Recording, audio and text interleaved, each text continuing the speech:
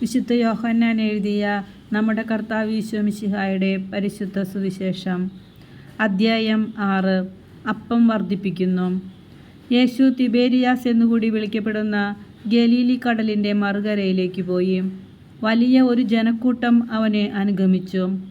കാരണം രോഗികളിൽ അവൻ പ്രവർത്തിച്ച അടയാളങ്ങൾ അവർ കണ്ടിരുന്നു. യേശു മലയിലേക്ക് കയറി ശിഷ്യന്മാരോടുകൂടെ അവിടെയിരുന്നു. യഹൂദരുടെ പെസഹ തിരുനാൾ അടുത്തിരുന്നു. യേശു കണ്ണുകൾ ഉയർത്തി ഒരു വലിയ ജനതതി തൻ്റെ അടുത്തേക്ക് വരുന്നത് കണ്ടു. അവൻ പീലിപ്പോസിനോട് ചോദിച്ചു, ഇവർക്ക് ഭക്ഷിക്കുവാൻ നാം എവിടെ നിന്ന് അപ്പം വാങ്ങും? അവനെ പരീക്ഷിക്കാനാണ് യേശു ഇങ്ങനെ ചോദിച്ചത്. എന്ത് ചെയ്യണമെന്ന് യേശു നേരത്തെ മനസ്സിൽ കരുതിയിരുന്നു. പീലിപ്പോസ് മറുപടി പറഞ്ഞു, ഓരോരുത്തർക്കും അല്പം വീതം കൊടുക്കുവാൻ 200 ദനാറയ്ക്കുള്ള അപ്പം പോലും തികയുകയില്ല. ശിഷ്യന്മാരിൽ ഒരുവനും ശിമയോൻ പത്രോസിൻ്റെ സഹോദരനുമായ അന്ത്രയോസ് അവനോട് പറഞ്ഞു, 5 ബാർലിയപ്പവും 2 മീനും കൈവശമുള്ള ഒരു കുട്ടി ഇവിടെയുണ്ട്. എന്നാൽ ഇത്രയും പേർക്ക് അതെന്തുണ്ട്? യേശു പറഞ്ഞു, ആളുകളെ എല്ലാം ഭക്ഷണത്തിനിരുത്തുവീൻ. ആ സ്ഥലത്ത് പുല്ല് തഴച്ച് വളർന്നിരുന്നു. 5000-ഓളം വരുന്ന പുരുഷന്മാർ അവിടെയിരുന്നു. അനന്തരം യേശു അപ്പമെടുത്ത് കൃതജ്ഞതാസ്തോത്രം ചെയ്ത് അവർക്ക് വിതരണം ചെയ്തു. അതുപോലെ തന്നെ മീനും വേണ്ടത്ര നൽകി. അവർ ഭക്ഷിച്ചു തൃപ്തരായപ്പോൾ അവൻ ശിഷ്യന്മാരോട് പറഞ്ഞു, ഒന്നും നഷ്ടപ്പെടാതെ മിച്ചമുള്ള കഷണങ്ങളെല്ലാം ശേഖരിക്കുവിൻ. 5 ബാർലിയപ്പത്തിൽ നിന്ന് ജനങ്ങൾ ഭക്ഷിച്ചതിനു ശേഷം മിച്ചം വന്ന കഷണങ്ങൾ 12 കുട്ട നിറയെ അവർ ശേഖരിച്ചു. അവൻ പ്രവർത്തിച്ച അടയാളം കണ്ട ജനങ്ങൾ പറഞ്ഞു, ലോകത്തിലേക്ക് വരാനിരുന്ന പ്രവാചകൻ സത്യമായും ഇവനാണ്.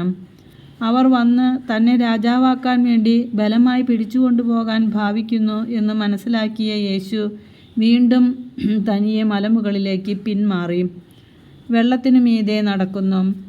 വൈകുന്നേരമായപ്പോൾ അവൻ്റെ ശിഷ്യന്മാർ കടൽ കരയിലേക്ക് പോയി. അവർ ഒരു വള്ളത്തിൽ കയറി കടലിനക്കരെ കഫർനാമിലേക്ക് പുറപ്പെട്ടു. അപ്പോൾ നേരം ഇരുട്ടിത്തുടങ്ങി. യേശു അവരുടെ അടുക്കലെത്തിയിരുന്നുമില്ല. ശക്തിയേറിയ കാറ്റടിച്ചിരുന്നതുകൊണ്ട് കടൽ ക്ഷോഭിച്ചു. 25-30 സ്താദിയോൻ ദൂരം തണ്ടു വലിച്ചു കഴിഞ്ഞപ്പോൾ യേശു കടലിനു മീതെ നടന്ന് വള്ളത്തെ സമീപിക്കുന്നത് കണ്ട് അവർ ഭയപ്പെട്ടു. അവൻ അവരോട് പറഞ്ഞു, ഞാനാണ്, ഭയപ്പെടേണ്ട. അവനെ വള്ളത്തിൽ കയറ്റാൻ അവരാഗ്രഹിച്ചു. പെട്ടെന്ന് വള്ളം അവർ ലക്ഷ്യം വച്ചിരുന്ന കരയ്ക്കടുത്തു. അവിടെ ഒരു വള്ളം മാത്രമേ ഉണ്ടായിരുന്നുള്ളൂ എന്നും ശിഷ്യന്മാരോടുകൂടി യേശു അതിൽ കയറിയിരുന്നില്ല എന്നും ശിഷ്യന്മാർ തനിയെയാണ് പോയതെന്നും കടലിൻ്റെ മറുകര നിന്ന ആളുകൾ പിറ്റേ ദിവസം മനസ്സിലാക്കി. കർത്താവ് കൃതജ്ഞതാസ്തോത്രം ചെയ്ത് നൽകിയ അപ്പം ജനങ്ങൾ ഭക്ഷിച്ച ആ സ്ഥലത്തിനടുത്തേക്ക് തിബേരിയാസിൽ നിന്ന് മറ്റു വള്ളങ്ങൾ വന്നു. യേശുവോ ശിഷ്യന്മാരോ അവിടെ ഇല്ലെന്ന് കണ്ടപ്പോൾ ജനക്കൂട്ടം വള്ളങ്ങളിൽ കയറി യേശുവിനെ തിരക്കി കഫർനാമിലെത്തി. ജീവൻ്റെ അപ്പം. യേശുവിനെ കടലിൻ്റെ മറുകരയിൽ കണ്ടെത്തിയപ്പോൾ അവർ ചോദിച്ചു, റബി, അങ്ങ് എപ്പോൾ ഇവിടെ എത്തി? യേശു പ്രതിവചിച്ചു, സത്യം സത്യമായി ഞാൻ നിങ്ങളോട് പറയുന്നു, അടയാളങ്ങൾ കണ്ടതുകൊണ്ടല്ല, അപ്പം ഭക്ഷിച്ച് തൃപ്തരായതുകൊണ്ടാണ് നിങ്ങൾ എന്നെ അന്വേഷിക്കുന്നത്. നശ്വരമായ അപ്പത്തിനു വേണ്ടി അധ്വാനിക്കാതെ മനുഷ്യപുത്രൻ തരുന്ന നിത്യജീവൻ്റെ അനശ്വരമായ അപ്പത്തിനു വേണ്ടി അധ്വാനിക്കുവിൻ. എന്തെന്നാൽ പിതാവായ ദൈവം അവൻ്റെ മേൽ അംഗീകാരമുദ്ര വച്ചിരിക്കുന്നു. അപ്പോൾ അവർ ചോദിച്ചു, ദൈവഹിതമനുസരിച്ച് പ്രവർത്തിക്കുന്നവരാകാൻ ഞങ്ങൾ എന്തു ചെയ്യണം? യേശു മറുപടി പറഞ്ഞു, ഇതാണ് ദൈവഹിതമനുസരിച്ചുള്ള പ്രവൃത്തി, അവിടുന്ന് അയച്ചവനിൽ വിശ്വസിക്കുക. അപ്പോൾ അവർ ചോദിച്ചു, ഞങ്ങൾ കണ്ട് നിന്നെ വിശ്വസിക്കേണ്ടതിന് എന്തടയാളമാണ് നീ ചെയ്യുക? എന്താണ് നീ പ്രവർത്തിക്കുക? അവിടുന്ന് അവർക്ക് ഭക്ഷിക്കുവാൻ സ്വർഗത്തിൽ നിന്ന് അപ്പം കൊടുത്തു എന്നെഴുതപ്പെട്ടിരിക്കുന്നത് പോലെ ഞങ്ങളുടെ പിതാക്കന്മാർ മരുഭൂമിയിൽ വെച്ച് മന്ന ഭക്ഷിച്ചു. യേശു മറുപടി പറഞ്ഞു, സത്യം സത്യമായി ഞാൻ നിങ്ങളോട് പറയുന്നു, മോശയല്ല നിങ്ങൾക്ക് സ്വർഗത്തിൽ നിന്ന് അപ്പം തന്നത്, എൻ്റെ പിതാവാണ് സ്വർഗത്തിൽ നിന്ന് നിങ്ങൾക്ക് യഥാർത്ഥമായ അപ്പം തരുന്നത്. എന്തെന്നാൽ ദൈവത്തിൻ്റെ അപ്പം സ്വർഗത്തിൽ നിന്ന് ഇറങ്ങി വന്ന് ലോകത്തിന് ജീവൻ നൽകുന്നതത്രേ. അപ്പോൾ അവർ അവനോട് അപേക്ഷിച്ചു, കർത്താവേ, ഈ അപ്പം ഞങ്ങൾക്ക് എപ്പോഴും നൽകണമേ. യേശു അവരോട് പറഞ്ഞു, ഞാനാണ് ജീവൻ്റെ അപ്പം. എൻ്റെ അടുത്ത് വരുന്നവന് ഒരിക്കലും വിശക്കുകയില്ല, എന്നിൽ വിശ്വസിക്കുന്നവന് ദാഹിക്കുകയുമില്ല. എന്നാൽ നിങ്ങൾ എന്നെ കണ്ടിട്ടും വിശ്വസിക്കുന്നില്ല എന്ന് ഞാൻ നിങ്ങളോട് പറഞ്ഞിട്ടുണ്ടല്ലോ.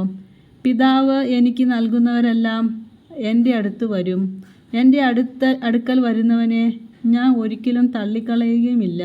ഞാൻ സ്വർഗത്തിൽ നിന്ന് ഇറങ്ങി വന്നിരിക്കുന്നത് എൻ്റെ ഇഷ്ടം പ്രവർത്തിക്കാനല്ല, എന്നെ അയച്ചവൻ്റെ ഇഷ്ടം നിറവേറ്റാനാണ്. അവിടുന്ന് എനിക്ക് നൽകിയവരിൽ ഒരുവനെപ്പോലും ഞാൻ നഷ്ടപ്പെടുത്താതെ അന്ത്യദിനത്തിൽ ഉയർപ്പിക്കണമെന്നതാണ് എന്നെ അയച്ചവൻ്റെ ഇഷ്ടം. പുത്രനെ കാണുകയും അവനിൽ വിശ്വസിക്കുകയും ചെയ്യുന്നവനാരോ അവന് നിത്യജീവൻ ഉണ്ടാകണമെന്നതാണ് എൻ്റെ പിതാവിൻ്റെ ഇഷ്ടം. അന്ത്യദിനത്തിൽ അവനെ ഞാൻ ഉയർപ്പിക്കുകയും ചെയ്യും. സ്വർഗത്തിൽ നിന്ന് ഇറങ്ങി വന്ന അപ്പം ഞാനാണ് എന്ന് അവൻ പറഞ്ഞതിനാൽ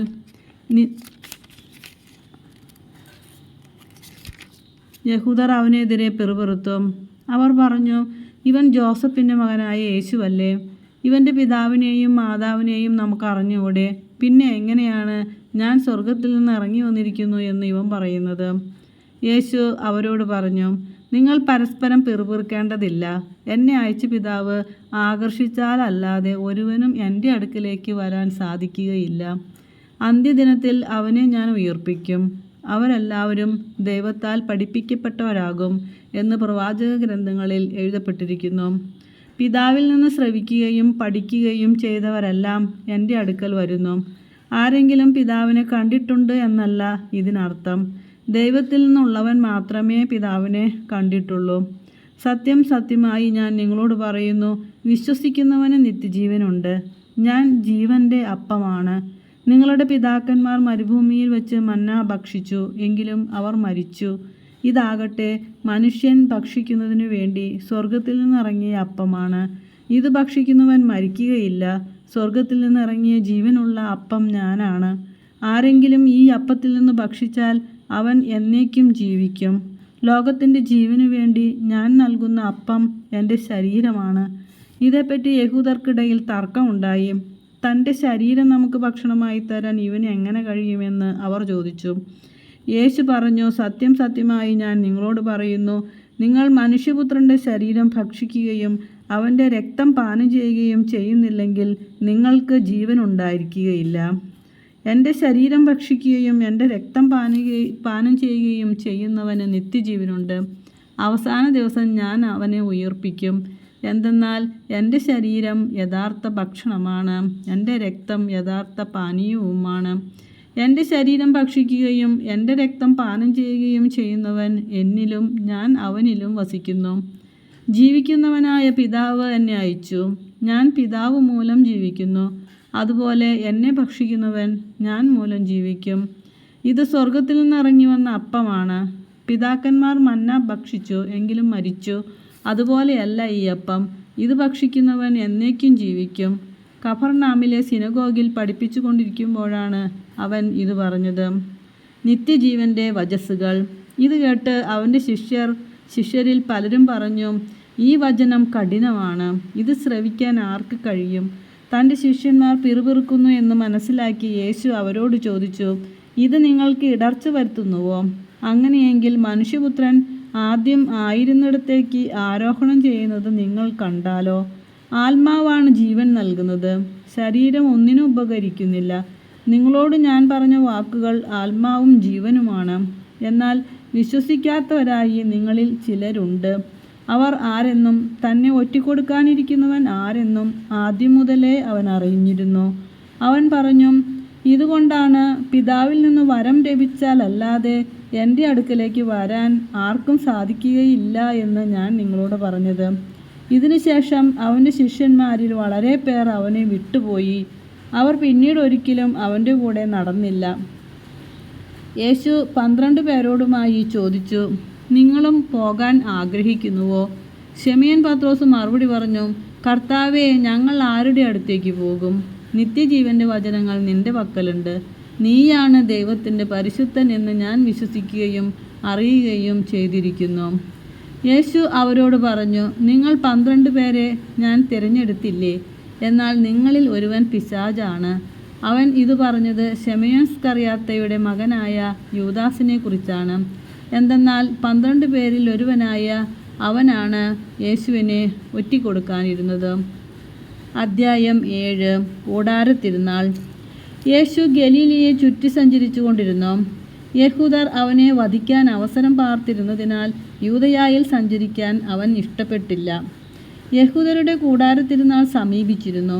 അവൻ്റെ സഹോദരന്മാർ അവനോട് പറഞ്ഞു, നീ ചെയ്യുന്ന പ്രവർത്തികൾ നിന്റെ ശിഷ്യന്മാർ കാണേണ്ടതിന് നീ ഇവിടം വിട്ട് യൂദയായിലേക്ക് പോവുക. പരസ്യമായി അറിയപ്പെടാൻ ആഗ്രഹിക്കുന്നവൻ രഹസ്യമായി പ്രവർത്തിക്കുകയില്ല. നീ ഇതെല്ലാം ചെയ്യുന്നെങ്കിൽ നിന്നെ ലോകത്തിന് വെളിപ്പെടുത്തുക. അവൻ്റെ സഹോദരന്മാർ പോലും അവനിൽ വിശ്വസിച്ചിരുന്നില്ല. യേശു പറഞ്ഞു, എൻ്റെ സമയം ഇതുവരെയും ആയിട്ടില്ല. നിങ്ങൾക്കാകട്ടെ എപ്പോഴും അനുകൂലമായ സമയമാണല്ലോ. ലോകത്തിന് നിങ്ങളെ വെറുക്കാൻ സാധിക്കുകയില്ല. എന്നാൽ അതിൻ്റെ പ്രവർത്തികൾ തിന്മയാണെന്ന് ഞാൻ സാക്ഷ്യപ്പെടുത്തുന്നതിനാൽ അത് എന്നെ വെറുക്കുന്നു. നിങ്ങൾ തിരുനാളിന് പോയിക്കൊള്ളുവിൻ. ഞാൻ ഈ തിരുനാളിന് പോകുന്നില്ല. എന്തെന്നാൽ എൻ്റെ സമയം ഇനിയും പൂർത്തിയായിട്ടില്ല. ഇപ്രകാരം പറഞ്ഞ് അവൻ ഗലീലയിൽ തന്നെ താമസിച്ചു. എന്നാൽ അവൻ്റെ സഹോദരന്മാർ തിരുനാളിന് പോയതിനു ശേഷം അവനും പോയി, പരസ്യമായല്ല രഹസ്യമായി. അവൻ എവിടെ എന്ന് ചോദിച്ചുകൊണ്ട് തിരുനാളിൽ യഹൂദർ അവനെ അന്വേഷിച്ചുകൊണ്ടിരുന്നു. ആളുകൾ അവനെപ്പറ്റി രഹസ്യമായി പലതും പറഞ്ഞിരുന്നു. അവൻ ഒരു നല്ല മനുഷ്യനാണ് എന്ന് ചിലർ പറഞ്ഞു. അല്ല, അവൻ ജനങ്ങളെ വഴിപിഴപ്പിക്കുന്നു എന്ന് മറ്റു ചിലരും. എങ്കിലും യഹൂദരെ ഭയന്ന് ആരും അവനെപ്പറ്റി പരസ്യമായി ഒന്നും സംസാരിച്ചില്ല. യേശുവിൻ്റെ വിജ്ഞാനം. തിരുനാൾ പകുതിയായപ്പോൾ യേശു ദേവാലയത്തിൽ ചെന്ന് പഠിപ്പിച്ചു തുടങ്ങി. ഒന്നും പഠിച്ചിട്ടില്ലാതിരിക്കെ ഇവന് ഇത്ര അറിവ് എവിടെ നിന്ന് കിട്ടി എന്ന് പറഞ്ഞ് യഹൂദർ വിസ്മയിച്ചു. യേശു പറഞ്ഞു, എൻ്റെ പ്രബോധനം എൻ്റെ സ്വന്തമല്ല, എന്നെ അയച്ചവൻ്റേതത്രേ.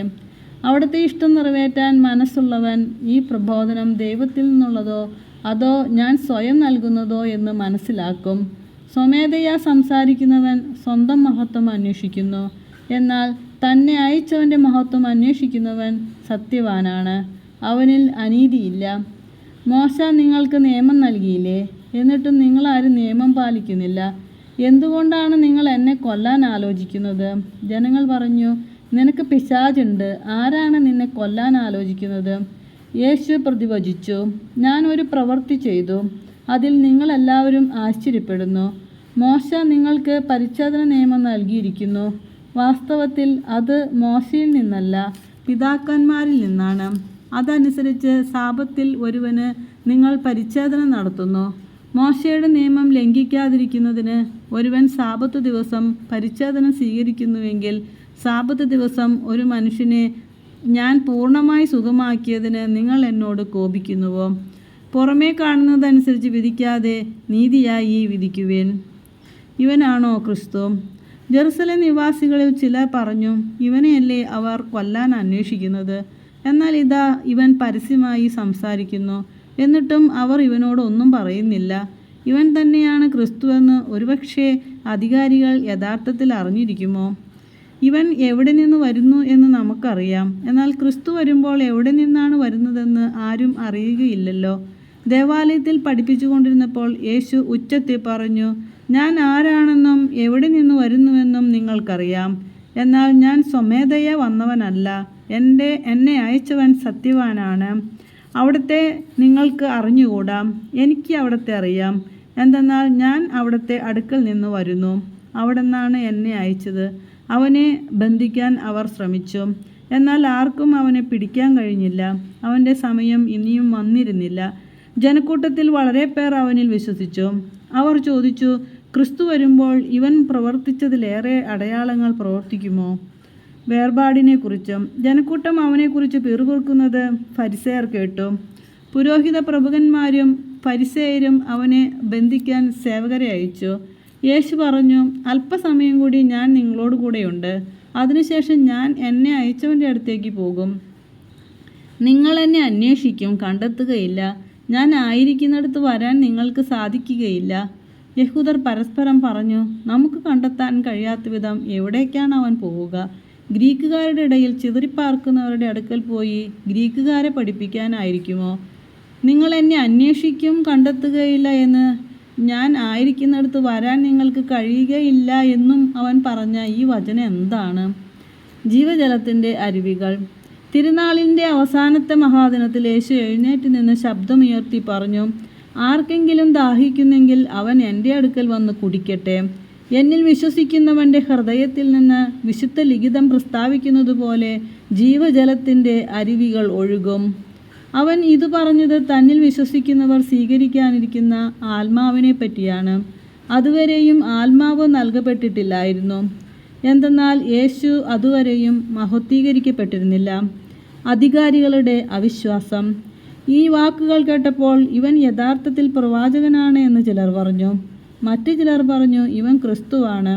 എന്നാൽ വേറെ ചിലർ ചോദിച്ചു, ക്രിസ്തു ഗലീലയിൽ നിന്നാണോ വരിക? ക്രിസ്തു ദാവീദിൻ്റെ സന്താന പരമ്പരയിൽ നിന്നാണെന്നും ദാവീദിൻ്റെ ഗ്രാമമായ ബത്ലഹേമിൽ നിന്ന് അവൻ വരുമെന്നുമല്ലേ വിശുദ്ധ ലിഖിതം പറയുന്നത്?